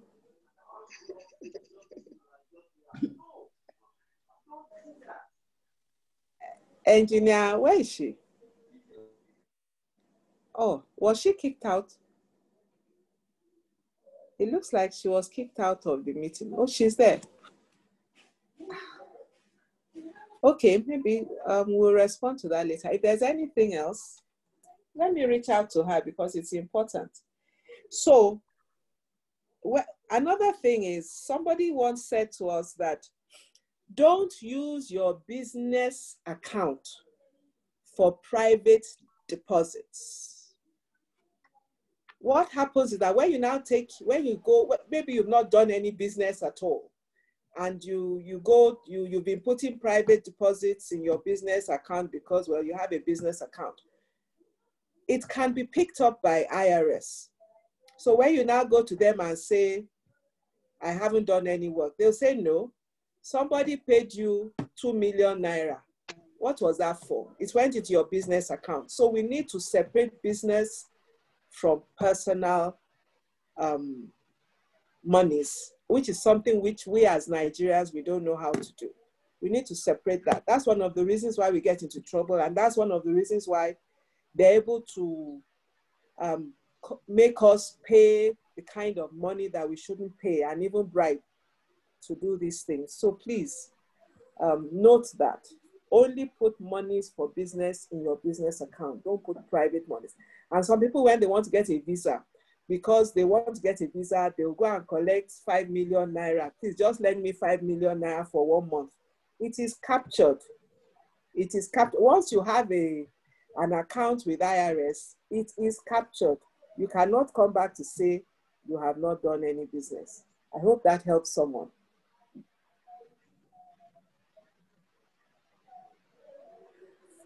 Okay. Thank you. I think our president is back. Yes. So she can answer that. I don't know what happened to her. She must have. So, President, can you answer, please? I didn't see the question because I changed devices. Okay, town and gown. What is town and gown? We were referring someone to town and gown for mentoring as one of the areas of mentoring. Yes, that's the one I referred to you. I said I would like our president to answer. Okay, essentially it's a mentoring and capacity building program. And what we try to do is to help to improve the capacity of our young engineers to meet with what is required in the industry. Apart from what they have learned in school, we want them to know what the industry requires of them so that they can easily merge into the industry once they graduate, or if they are looking for employment now, they're probably seeking employment in a way that they cannot get it. So we bring them together with different companies in the industry, so that those ones will tell them what it is that they do, what kind of skills do they need to develop, how do they need to get them, how do they need to think they need to know to get employed in those industries, and even how to remain there if they are employed. So essentially that is the kind of mentoring that we give for the town and gown. The town as in town, gown as in the academia. So it's like a marriage between the academia and the industry. I hope that answers your question. Thank you very much. Engineer Bossede, if I can just take over from here, we've been here for long. I don't think there are any more questions. I just want to let us all know that we need to complete the assessment, the final closing assessment. We need to score 60% in order to collect our certificate. We said training. We didn't say presentation. So when you do training, there needs to be some kind of assessment for it to be credible. So please make sure you complete it. And if you don't need the certificate, it really doesn't matter, I guess. But if you do want the certificate, please go ahead and do it. And for your own self, so that you know that you have quite a lot of it sorted. The practical side also, please do, so that the trainers can assess your submissions. I think at that point, I would like to hand over to Engineer Bossede or Engineer Shed. We have certificates for the president, ma. Oh, yes, sorry, our president. It's to the president, ma. Thank you, ma. I thought we had another one next week. No, we have certificates for the presenters, but somebody private chatted about the town and gown. The next one we're going to have will be in September. And the same way you saw this training out, you are going to see the flyer out, and you'll be able to register for the town and gown. It's a public event, so there's nothing hidden. So our facilitators were extremely grateful for the time that you have taken, for the sacrifice that you have taken. I know what went into this. Sometimes there was a morning I was trying to ask some questions of Engineer Uju, and he said, please, I'm preparing for the training. I will respond to you in a few hours. I said, all these professors that we have employed. So we are just extremely grateful, how you have sacrificed your time. If you know APWEN, you know how we work. People actually give up their time, and it's a voluntary assignment. Nobody pays them. They don't ask anybody for anything, and they're glad to do it. They put in all their resources. They spend their money. They spend their time just to make sure that we get the best out. So we are extremely grateful to you, and we would like to present you with this. Our honor code certificates, because you have done something that is extremely honorable, presented to Engineer Uju Sogu for the excellent facilitation of preparing bid documents and RFPs. A training offered by APWEN, an e-learning initiative of the Association of Professional Women Engineers of Nigeria. Thank you so much, Ma. Please accept this token as a token of our appreciation to you, Ma. Thank you very much. I'm really honored. It was an honor to work with you, and an honor to carry out the training with Engineer Nimot. Thank you.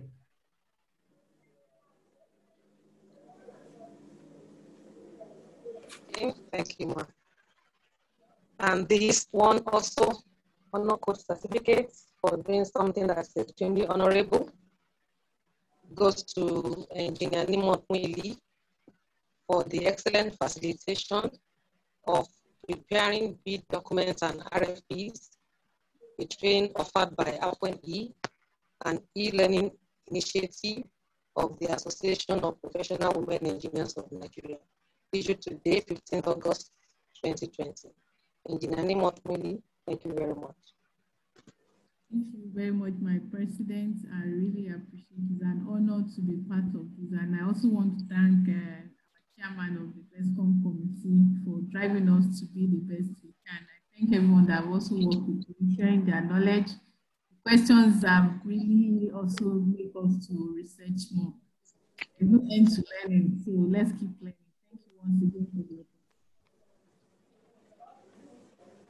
And of course, thank you. And of course, we are grateful, extremely grateful also to the chairman of the Business and Social Entrepreneurship Committee, Engineer Olufalayo Kadri, for the effort that you have put into this.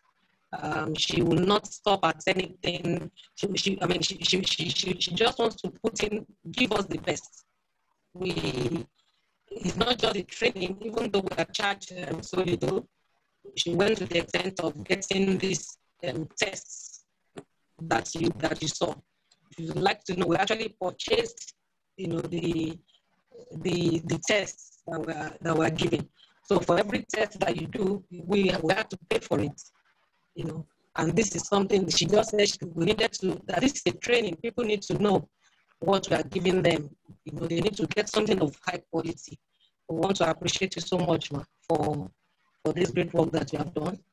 And every participant also, like she said at the beginning, if the students did not subscribe, there will be no training, no matter how much preparation we have done, no matter how much money we have spent, even if you had bought the test and kept. If we did not see any student to come and take them, then there will be a waste and we will not be able to put this knowledge out there. I really appreciate everyone, Engineer Bose, and of course, Engineer Shegun, our host all the time. This is sacrifice that she does. Sometimes I tell you, aren't we taking too much of your time? You will normally say, I'm really happy to be doing this. And we're extremely grateful for all this, for everyone who sacrifices. So much sacrifice that people do, and that I'm really amazed and impressed and thankful that God has blessed us with this kind of great people. Thank you very much. God bless you.